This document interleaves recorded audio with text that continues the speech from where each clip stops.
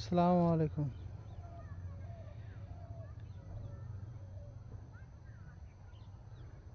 এটা আমাদের সেই হাইব্রিড শস্যে,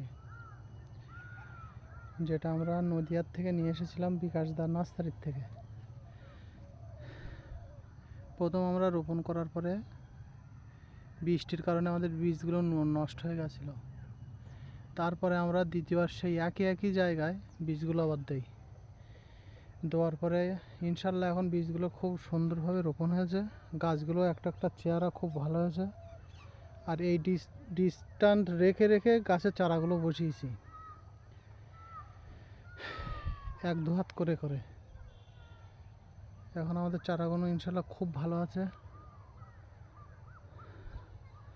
আর এর আগে একটা ব্লগ করা আছে আমার ভিডিও, তাতেও কিভাবে করতে হবে সব ডিটেলস সব দেওয়া আছে। এখন আস্তে আস্তে ফুলও আসা শুরু হয়েছে গাছগুলোর।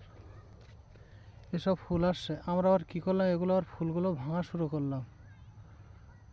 দেখি গাছগুলো আরও একটু গ্রোথ নেয় কিনা।